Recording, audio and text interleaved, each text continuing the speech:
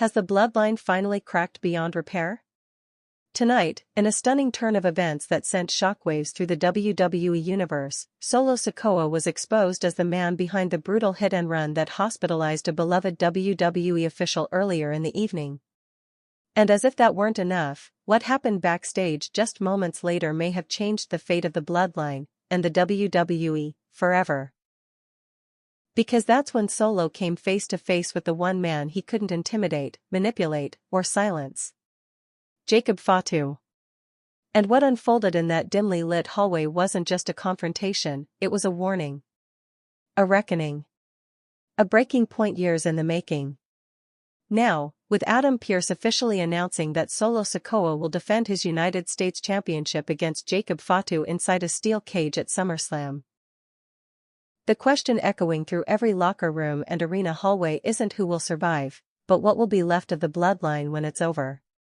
Before we dive into this explosive fallout, hit that like button, subscribe, and turn on all notifications, because this is a story the cameras weren't supposed to catch. There's a silence that sometimes settles between men who used to call each other family. A silence so thick, so sharp, it doesn't just hurt, it bleeds. And tonight, that silence hung in the air like smoke between Solo Sikoa and Jacobe Fatu, two warriors who once fought for the same lineage but now stand on opposite sides of war. Earlier this evening, chaos erupted backstage when a senior WWE staffer was found unconscious beside a shattered vehicle near the arena loading dock. Security footage, grainy, glitchy, but damning, quickly made its way to Pearce. And when the figure behind the wheel stepped into the frame, there was no mistaking the tattooed arm, the cold stare, the bloodline traced in violence. It was Solo. The same Solo who had claimed to stand for honor. For heritage. For dominance. But now? He stood exposed. Pearce didn't hesitate. In front of stunned producers and half the roster, he did what few have ever dared. He confronted Solo Sikoa, face to face. No security. No backup. Just the raw fury of a GM who'd finally had enough. And as Pearce's voice cracked with rage, he delivered the words that made the arena shudder, steel cage. SummerSlam. You and Jacobe Fatu. Settle it like animals, or I'll suspend you both indefinitely. And that's when Solo turned. Not toward Pearce. But toward the shadow emerging behind him. Jacobe Fatu. For a moment, no one breathed. Two monsters. Two warriors. Bound by name but torn by purpose. And now, finally, alone. Their eyes locked. Not with fear. Not even hatred. But betrayal. Because before there was bloodshed, there was trust. And before there were factions, there was family. Solo's mouth twitched. A grin? A snarl? No one could tell. But what came next felt more like prophecy than threat. He leaned in and whispered words no camera could fully catch. But Jacob's reaction told the story. He didn't blink. Didn't flinch. Just clenched his fists, and nodded once. The war was on. But to truly understand what this moment meant, we need to rewind. Because this wasn't just a clash over a title. It was the result of years of manipulation, silence, and rage buried beneath the surface of the most powerful dynasty in modern wrestling, the Bloodline. Solo Sikoa didn't just become the enforcer of the family. He became its sword. Its shadow. Its silence. When Roman Reigns stepped back, when Jimmy and Jay cracked, when Paul Heyman vanished into quiet meetings and cryptic alliances. Solo remained. Unmoving. Unquestioning. Until he wasn't. Because with the rise of Jacobe Fatu, a man who walked away from the Bloodline's control years ago and built his name in the independent circuit, something shifted. Something primal. Jacobe didn't bend. Didn't kiss rings. Didn't care about the tribal chief or who claimed the throne. He came for respect. He came for redemption. And in doing so, he shattered Solo's illusion of control. What began as subtle tension backstage, sideways glances, tight post-match handshakes, exploded in a matter of weeks. Jacob made it clear he wasn't here to serve. He was here to challenge. And Solo? He responded the only way he knew how. Through violence. But even Solo's most loyal followers didn't expect him to go this far. The hit and run was personal. It wasn't just an attack. It was a message. But the moment he saw Jacobe Fatu rise from the shadows, unflinching, unapologetic, Solo realized something far more terrifying. This wouldn't be over in one night. This would be a purge. And the steel cage? That won't be a match. It'll be a burial ground. For years, WWE fans have watched factions rise and fall. But this is something different. This isn't just brother versus brother, or a question of titles and glory. This is bloodline versus bloodline. Pride versus principle.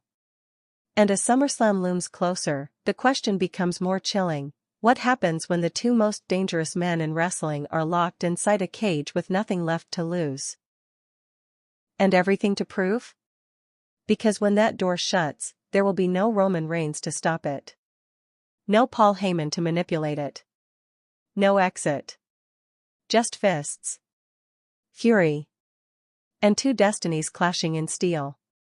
Solo Sikoa has always been a storm waiting to strike. But Jacobe Fatu? He is the eye of that storm. Silent.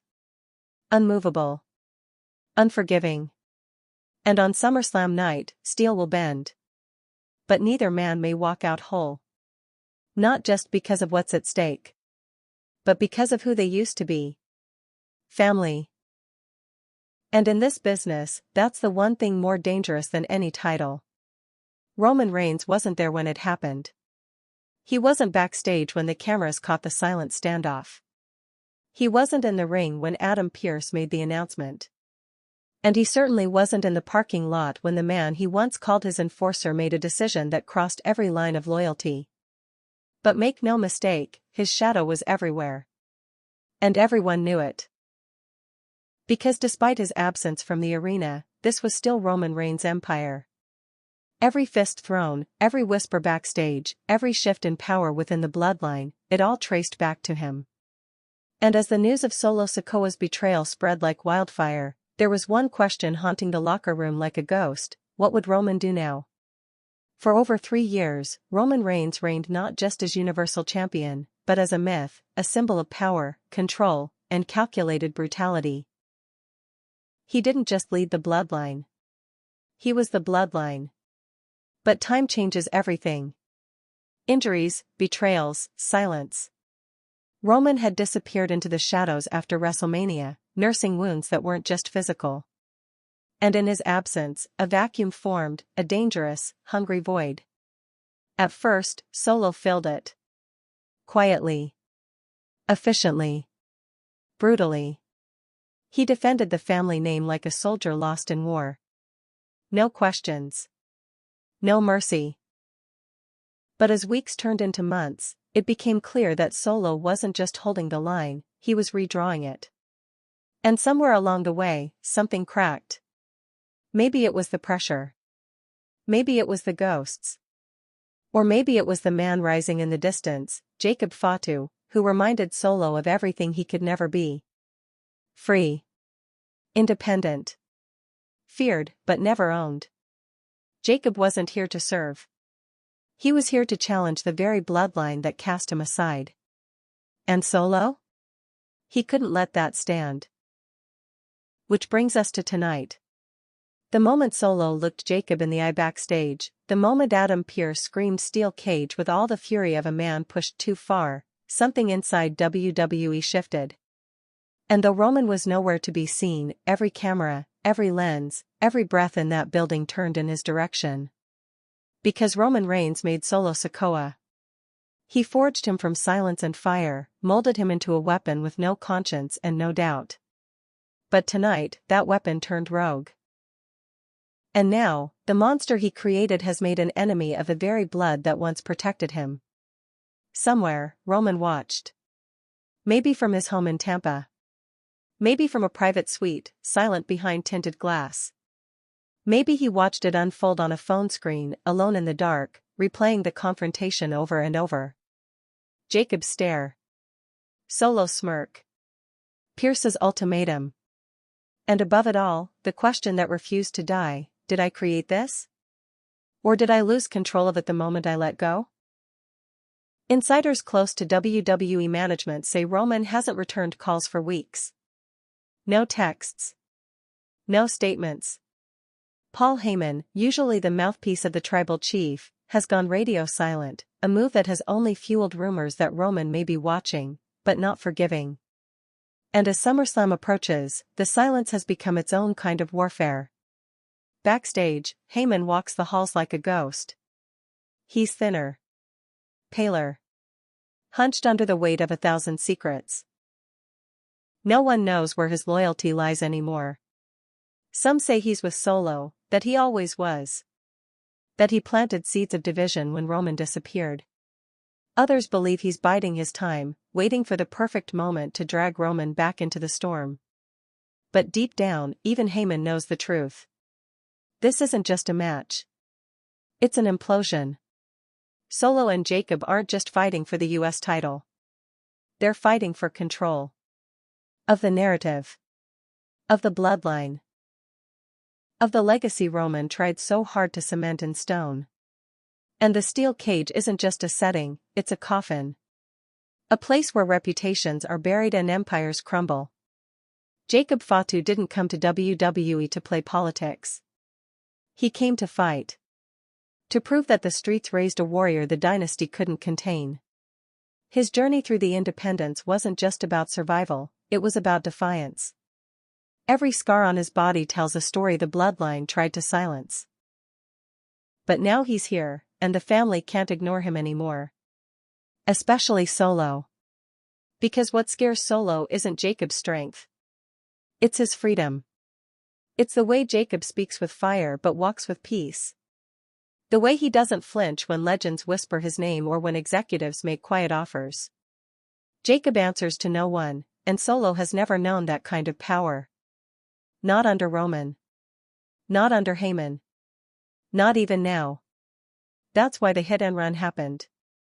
It wasn't a strategy. It was desperation. A message soaked in fear and arrogance. But Jacob survived. And when he stood backstage tonight, facing the man who tried to erase him, he didn't need to raise a fist.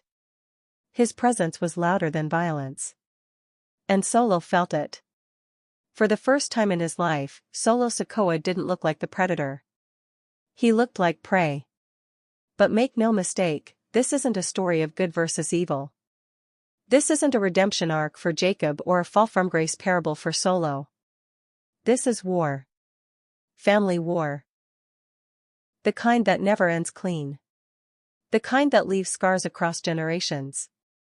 As SummerSlam nears, the WWE locker room has shifted into a quiet panic. No one knows where to stand. Alliances are crumbling. Old loyalties are being tested. And in the center of it all stands a steel cage waiting to close. Producers whisper about extra security. Officials warn of blood. And somewhere in the distance, Roman Reigns' name is spoken like a curse. Or a prayer. Because if Roman returns before SummerSlam, everything could change. But if he doesn't? Then Solo and Jacob will write their own story in blood and iron, with no one left to stop them. In many ways, this was inevitable. The bloodline was built on fear. Fear of failure. Fear of betrayal. Fear of being forgotten. And while Roman held it together with charisma and control, his absence ripped away the illusion. Now the cracks are visible. Now the silence is deafening. Now the war is here. And SummerSlam will not be a celebration. It will be a funeral. One of them will fall. And the other? The other will be left staring into the eyes of what he's become, a man forged not by loyalty, but by the fire of everything the bloodline tried to bury. Inside that cage, there will be no rules. No family. No mercy. Only truth. And sometimes, truth is the most violent thing of all. But even as the stage is set for SummerSlam, and as fans clamor for what is now being billed as the most personal match in WWE history, the tremors of what's to come have already started shattering the foundation backstage. This isn't just about Solo Sikoa versus Jacobe Fatu anymore. This is about the death of a dynasty. A public execution of everything Roman Reigns built brick by brick, moment by moment, across years of dominance. And whether he returns or not, the destruction has already begun. Backstage officials are whispering about the tension. Not just between Solo and Jacob, but among those who once wore bloodline colors with pride. Jey Uso, who's remained conspicuously quiet, has reportedly been spotted avoiding arenas entirely. Jimmy Uso, on the other hand, was seen in the crowd during a dark segment last week, hooded, alone, and visibly shaken. Insiders claim he left through the back gate without speaking to anyone. Even Paul Heyman's behavior has changed. No longer the loudest voice in the room, Heyman has reportedly declined media appearances, pulling out of interviews, and avoiding production meetings. Some say he's finally realized that the empire he helped manipulate into dominance is falling, and that the wolves are no longer outside the gates, they're inside. And now, they're hungry. Jacobe Fatu's silence is another story entirely. Since signing with WWE, he's refused every interview, avoided social media, and declined promotional opportunities. Some called it arrogance. Others called it genius. But after tonight, after the confrontation with Solo, it's clear now what it was. Focus. Jacobe Fatu has not come to tell a story. He's come to end one. And if that cage match plays out the way many expect, with blood on the canvas and steel echoing with every bone-shattering slam, then that ending may not just close a chapter. It may burn the entire book. Sources close to Adam Pearce say the steel cage stipulation wasn't part of the original plan. In fact, there was no match scheduled between Solo and Jacob until the hit-and-run investigation pointed squarely at Solo. But the moment Pearce saw the footage, the moment he understood the scope of what had been done, not just the act itself, but the betrayal behind it, he reportedly made the decision in seconds. This ends at SummerSlam, he told producers. And it ends in steel. He knows what the bloodline represents. He knows what it's cost the company in the past, the backstage altercations, the backstage silence, the impossible task of navigating loyalty when loyalty is used like a weapon. Pearce isn't just trying to book a match.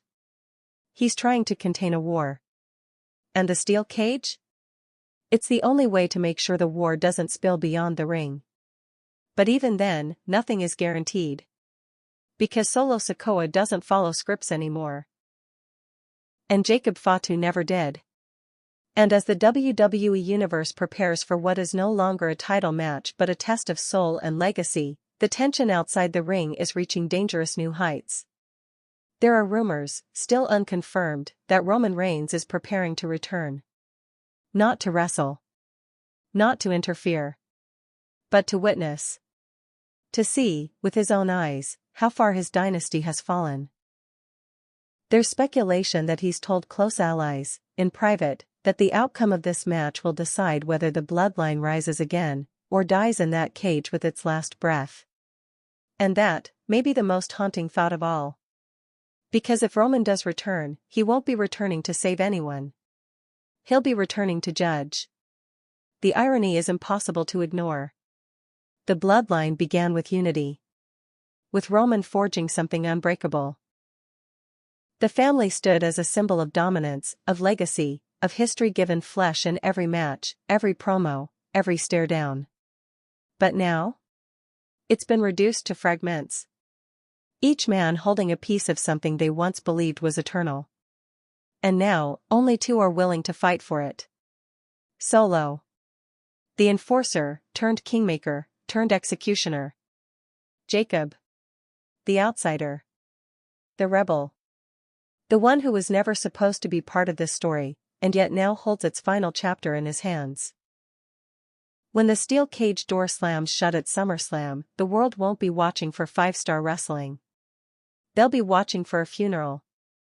One man will leave that cage with the United States Championship. But he won't leave whole. He won't leave clean. He will carry the weight of what he had to destroy to survive, and the roar of a crowd that doesn't know whether to cheer or mourn. Because this isn't sports entertainment anymore. This is family. And in WWE, family has always been the most dangerous thing of all. Somewhere in the shadows of the arena, where the lights don't reach and the voices fall silent, there's a memory playing in slow motion. It's Roman Reigns standing in the center of the ring at Clash at the Castle, hand outstretched to Solo. The crowd chanting. Paul Heyman smirking. The bloodline complete. It feels like a lifetime ago now. Because whatever Roman tried to build with loyalty and fear has now mutated into something he can no longer control. Solo Sikoa is no longer the soldier. He is the chaos. He is the man who hit someone with a car because words failed him.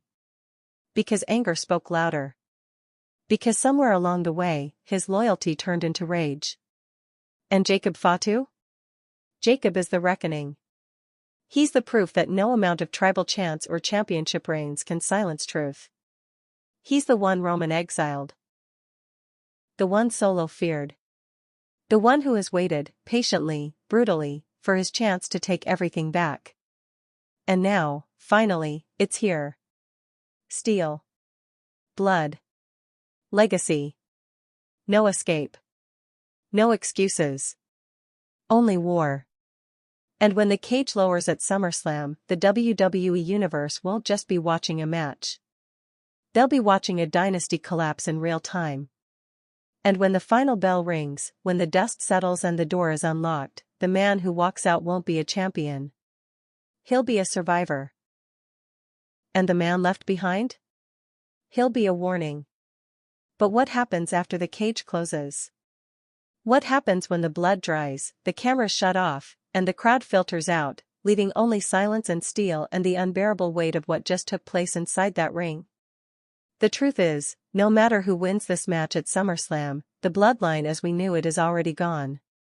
What remains now are ghosts. Of loyalty.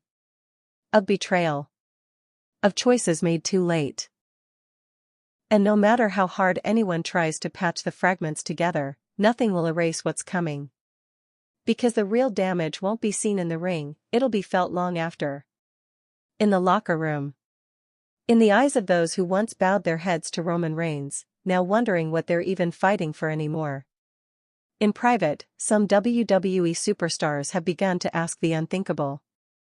If the bloodline has turned in on itself.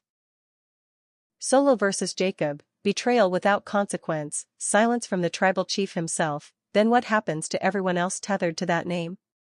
Where does Jey Uso stand now? Does Jimmy ever return? Is Paul Heyman playing a longer, darker game than even Solo knows? And perhaps the darkest question of all, is Roman coming back to restore the bloodline? Or to end it himself?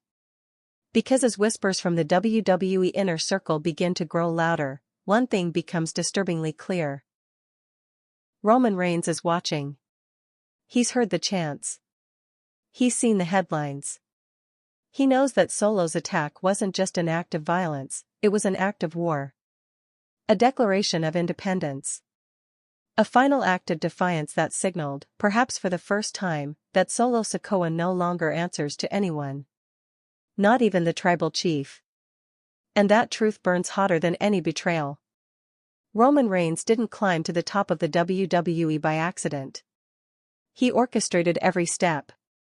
Every alliance. Every betrayal. He turned family into an army. Turned loyalty into leverage. Turned the bloodline into the most dominant faction of the last decade. And now, as it all unravels, he's not rushing to stop it. He's letting it collapse. Because Roman understands what many do not. Sometimes you must let the fire consume the forest, to see who rises from the ashes. And in that ash, there are 3 names being whispered. Solo. Jacob. Heyman. 3 men. 3 legacies. 3 paths that were never meant to collide this way, and yet now, are racing toward impact with no brakes. Heyman, the manipulator, the survivor. His silence in the past few weeks has grown louder than any promo. Those who know him say he's meeting with both men privately. Offering words. Planting seeds. Smiling that cold, knowing smile he wore when Brock Lesnar walked through the curtain years ago, ready to shatter everything. Is he loyal to Solo? Is he grooming Jacob? Or is he waiting for Roman? Backstage, production crews have already begun preparing for what they're calling contingency coverage. That means extra camera crews, tighter security, legal on standby. Because this isn't just a title match. This is WWE's most volatile main event in years. And everyone, from the top of the creative team to the last ring crew member, knows that something will go wrong. Because how could it not? These aren't men stepping into a ring for competition. They're stepping in to avenge betrayal. And neither of them wants to leave until the other stops breathing or breaks. There's an eerie parallel that longtime fans have noticed, the way this all mirrors Roman's own descent years ago. When he turned his back on friendship. When he forced Jay to fall in line. When he broke Jimmy to make a point. When he used titles as chains and victories as warning shots. Solo watched all of that. He learned from the best. And now, he's writing his own chapter. But Jacobe Fatu wasn't there for Roman's rise. He was watching from the outside, cast away from the bloodline spotlight, carving his name in concrete instead of gold. Every match he fought was a statement, you didn't want me in the family. Now you'll regret it. And now, Roman is forced to watch as two men raised by his shadow prepare to tear down his legacy in front of the entire world. And the scariest part? He might let them. Because Roman Reigns doesn't interfere in wars he can't control. He lets them bleed. Then he shows up when everyone else is broken. That's when he strikes. And maybe that's his plan now, to let Solo and Jacob destroy each other inside the cage. Let the pain wipe the slate clean. And then, when all is still, return, not to lead the bloodline, but to bury it. To start over. Alone. But where does that leave everyone else?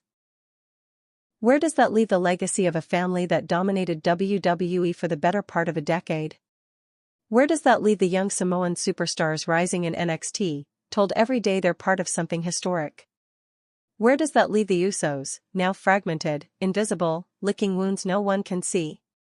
Where does that leave Paul Heyman, who once called himself the wise man and now walks the halls of WWE like a man carrying a curse? And what about Cody Rhodes? What about Seth Rollins? What about every single man Roman Reigns once crushed under his heel? Are they watching now, waiting for the bloodline to devour itself before stepping into the rubble with a smirk? The truth is, SummerSlam won't just be a main event. It will be a reckoning. And when that cage door opens, and Jacobe Fatu walks toward it with that slow, silent intensity, and when Solo Sikoa stands at the other end, championship over one shoulder, jaw clenched like a bomb ready to go off, the world will hold its breath. Because this isn't about revenge anymore. This is about what comes next. Will Jacob destroy Solo, and walk into the future as a king forged in fire? Or will Solo survive again, more brutal, more unhinged, and more unstoppable than ever? And what will Roman Reigns do when he finally stands face to face with the winner?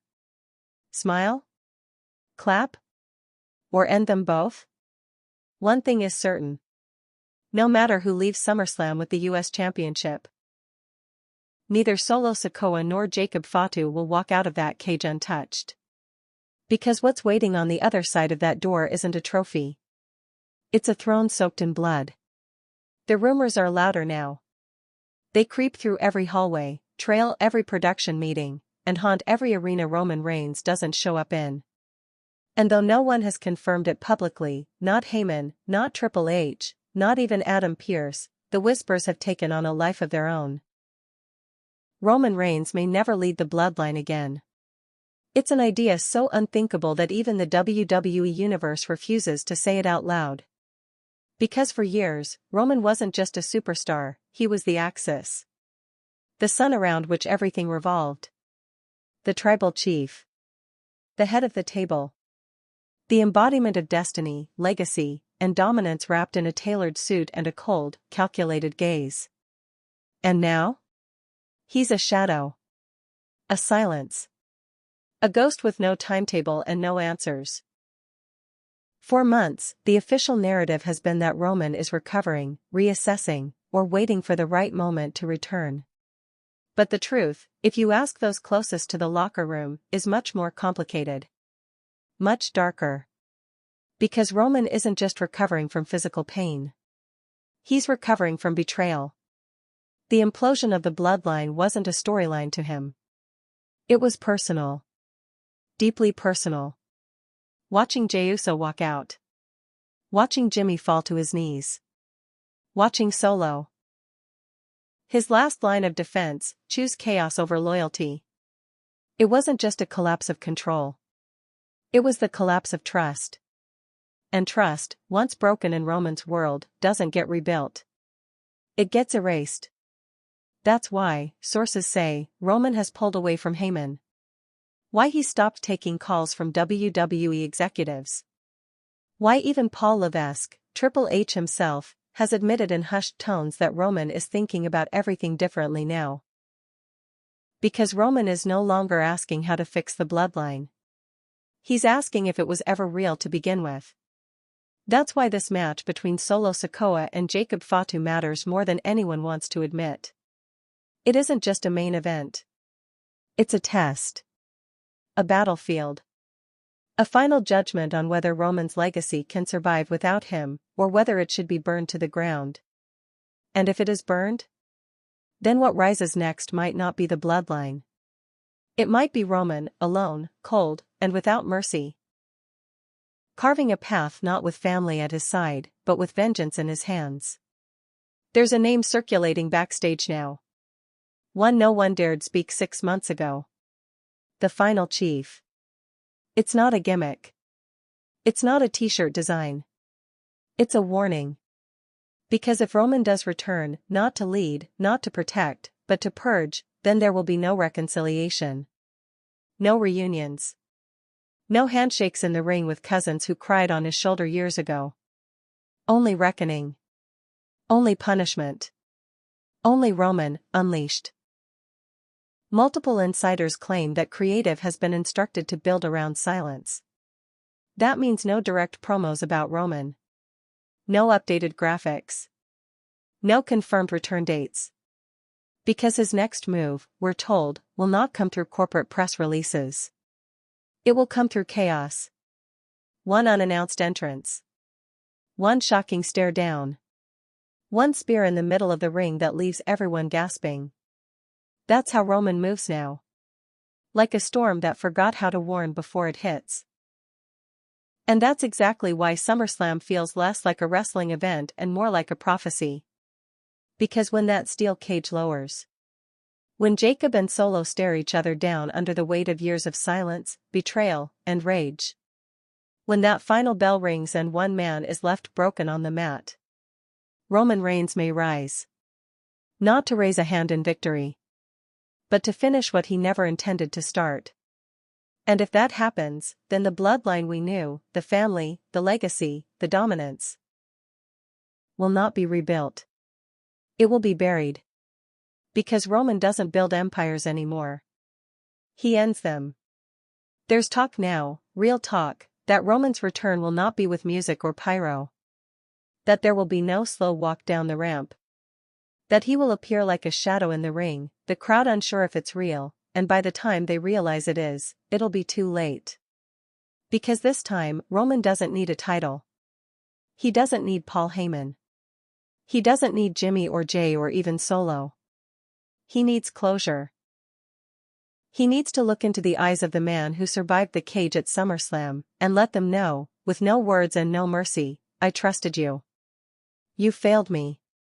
Now I will make sure no one ever fails me again. And that's the scariest version of Roman Reigns we've ever seen. Because for all his dominance, all his mind games, all his blood-soaked victories, Roman has never been this. He has never been alone. He has never been free.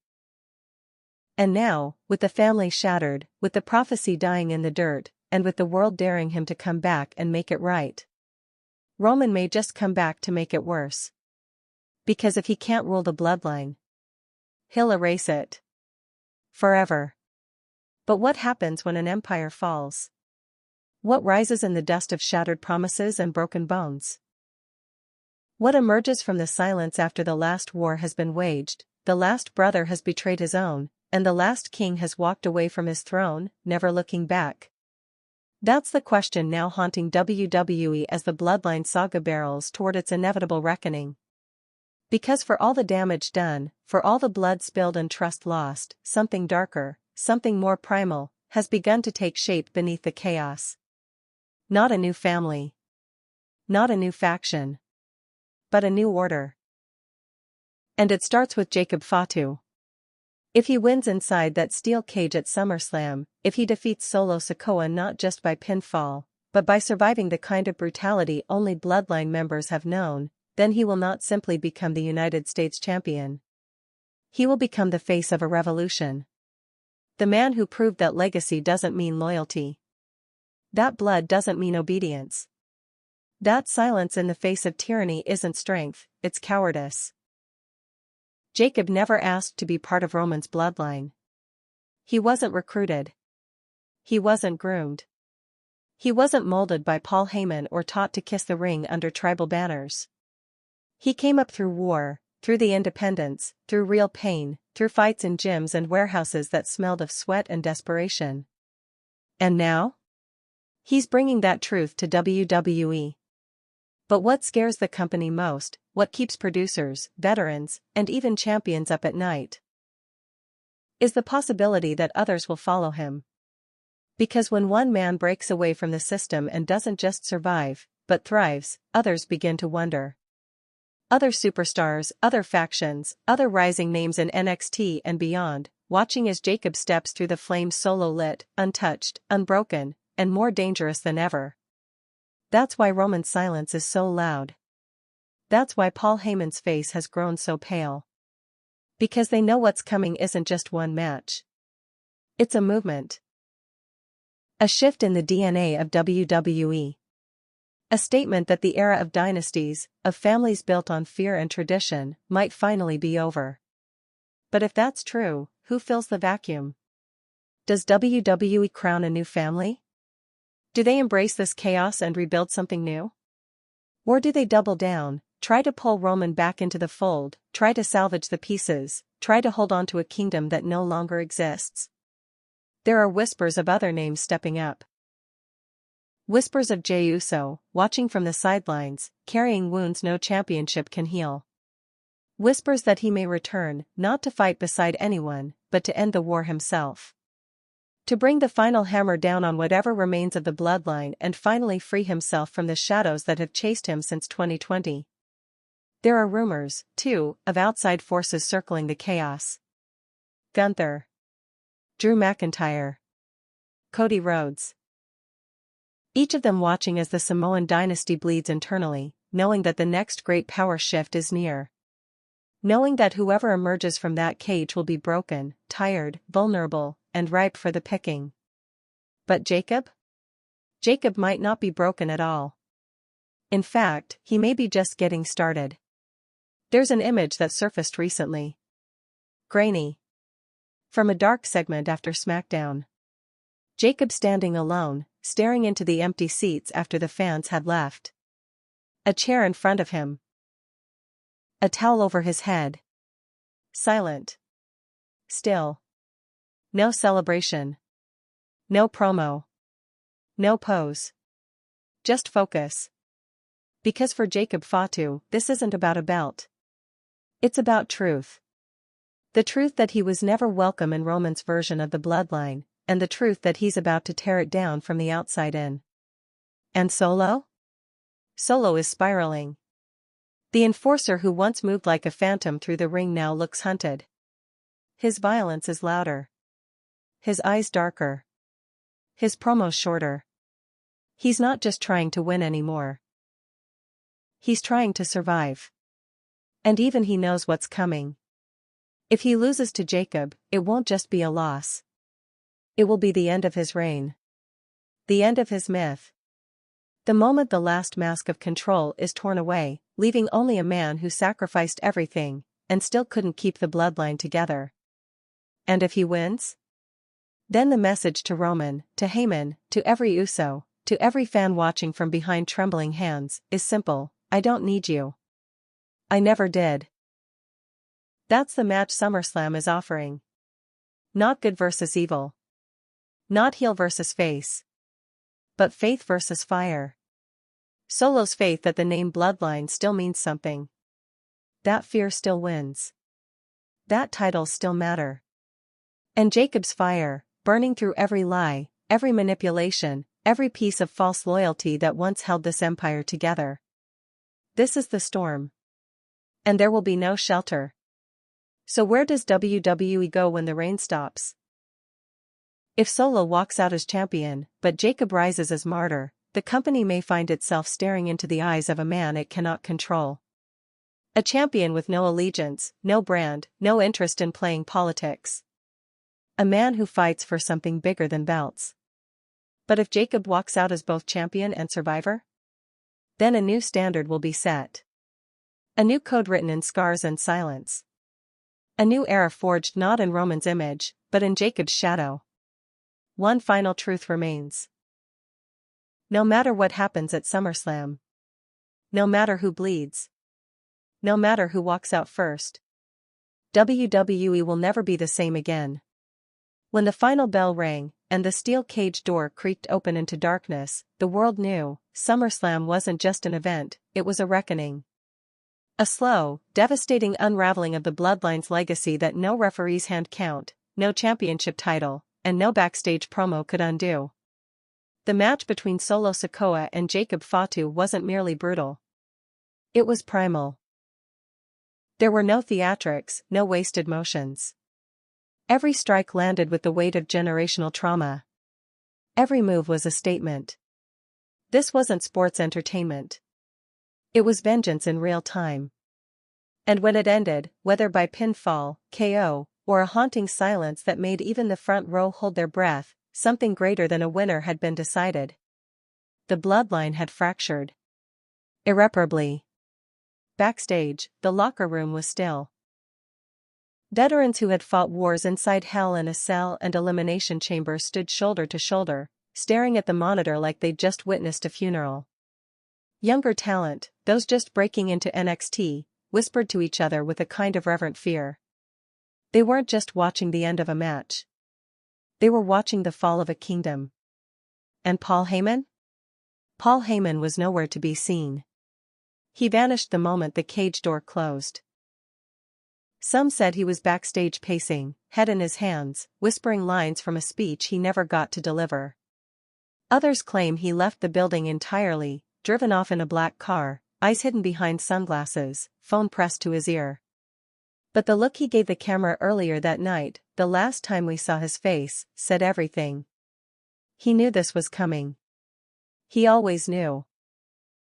And now, without Roman Reigns beside him, without Solo as a controllable enforcer, and with Jacob Fatu rising from the ashes like a ghost the bloodline tried to forget, Paul Heyman has no cards left to play. Or, perhaps he's holding one final ace. Because Paul Heyman isn't a manager. He's a manipulator. A survivor. And sometimes, survivors are most dangerous when they have nothing left to lose. As the dust settled in the arena and the crowd chanted not for the winner, but for closure, WWE cameras cut away. No closing segment. No celebration.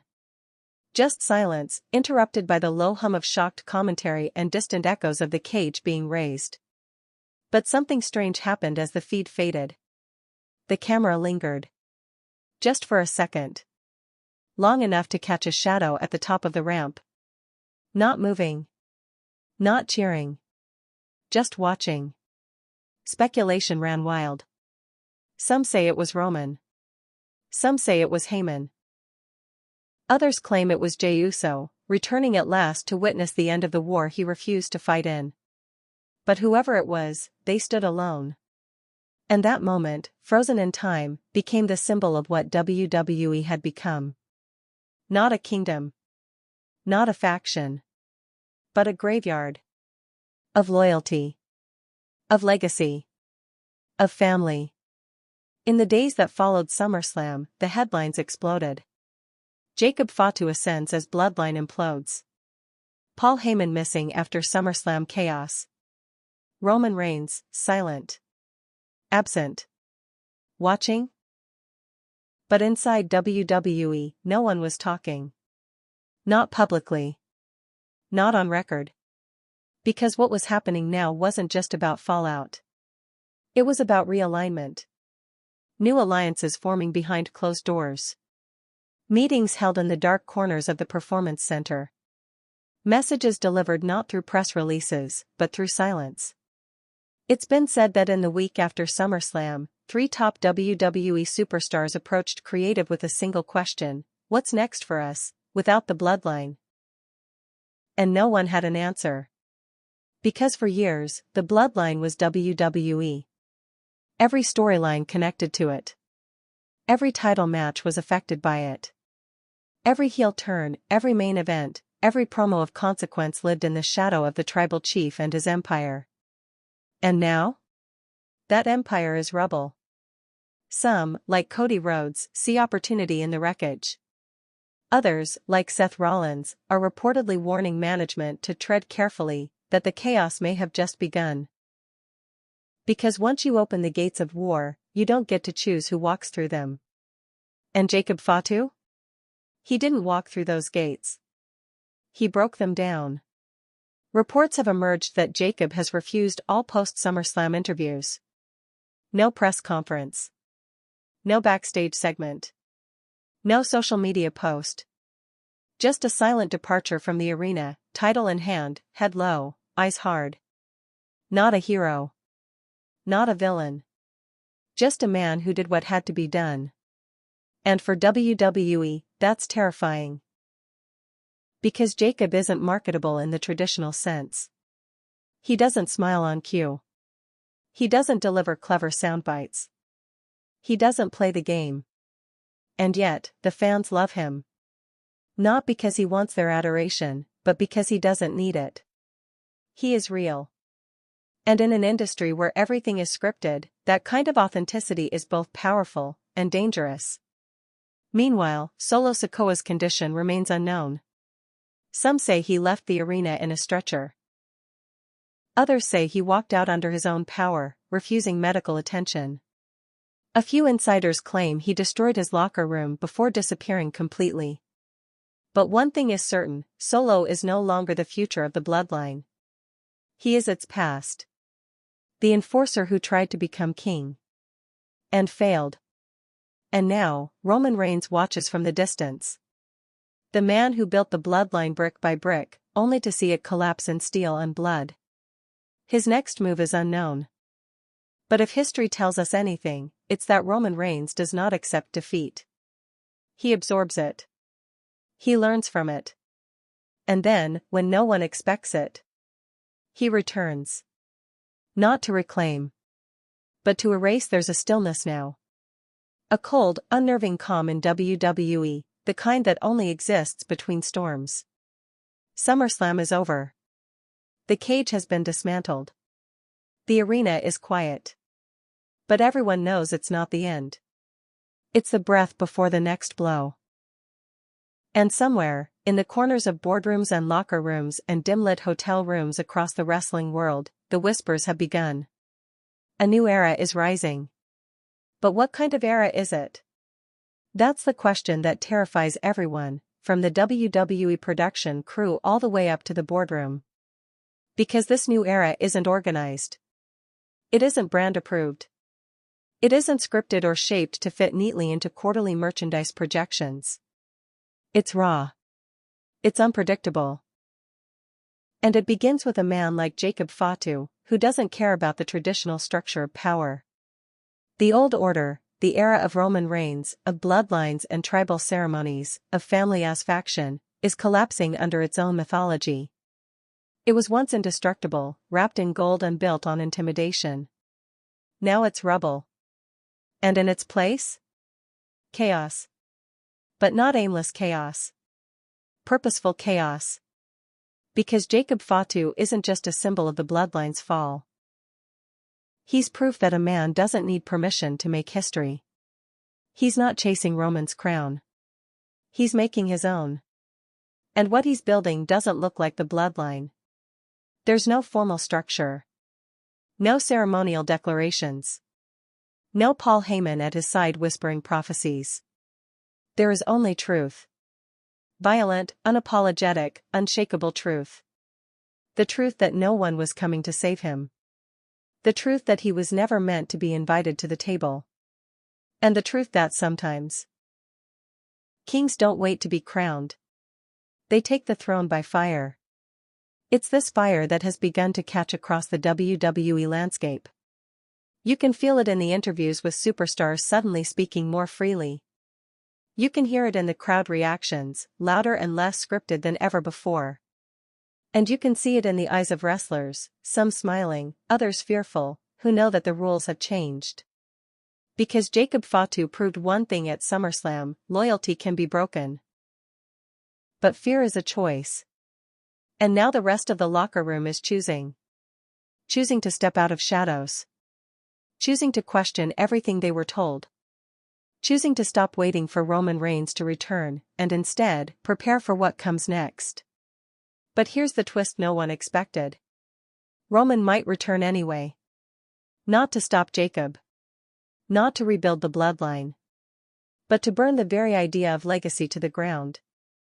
Because if he's watching this new era unfold, if he sees superstars no longer afraid, no longer loyal, no longer reverent, then he knows that his greatest weapon has already been taken from him. The fear. The obedience. The control. Roman's power didn't come from titles. It came from silence. From the way people refused to look him in the eyes. From the way entire factions waited for his signal before moving. But now, no one is waiting. So what happens when the man who once ruled through silence realizes the silence no longer belongs to him? Some insiders say Roman's return will be unlike anything WWE has seen. That he's not coming back to lead a faction. He's coming back to destroy an industry. A final chief, some say, with no family, no followers, just vengeance. A solitary king in black, walking through the kingdom that forgot him. Others believe he won't return at all. That SummerSlam was the funeral. That the dynasty is buried. That Roman is finished. But even as those rumors swirl, there's one thing no one is considering: the possibility that Jacob and Roman are not enemies, but inevitabilities. Because what if this was the plan all along? What if Roman's absence wasn't surrender, but strategy? What if he stepped away not to mourn the end of the bloodline, but to force it? To tear it down from within? To see who was worthy to rise from the ashes? And now, with Jacob holding the title, with Solo exiled, with Heyman in retreat, and with the crowd chanting a new name, Roman may look at the chaos he left behind, and smile. Because real power doesn't hold on. Real power lets go. And if that's the case, then we may not be watching the end of the bloodline at all. We may be watching its evolution. A new foundation. A darker vision. One not built on tribal loyalty, but on domination without apology. Jacobe Fatu. Roman Reigns. Two men. Two storms. Not destined to destroy each other, but to define the next era. In this vision of WWE, there are no factions. No families. No fake codes of honor. There are only survivors. Kings who don't need crowns. Monsters who don't need managers. And as this next chapter begins, only one question remains. Is WWE ready? Because if SummerSlam was the end of the bloodline, then what's coming isn't a new dynasty. It's something far more dangerous. Something that doesn't just rewrite the rules. It erases them completely. So here we are. The final chapter. The aftershock of SummerSlam still lingers in the air like smoke after a battlefield fire. Titles have changed hands. Power has shifted. Loyalties have crumbled. And the Bloodline, the most dominant faction in modern WWE history, lies in ruins. Not with a climactic betrayal in the ring. Not with a royal proclamation from its tribal chief. But with something far more chilling. Silence. The silence of a legacy that bled out in a steel cage. The silence of Roman Reigns, watching from the shadows, saying nothing. The silence of Paul Heyman, vanishing into the void. And the silence of every Uso, every ally, every follower who once raised their hand with pride, now left wondering what they were fighting for to begin with. The war is over. But the wounds? They're just beginning to show. In the weeks following SummerSlam, WWE has quietly begun its reset.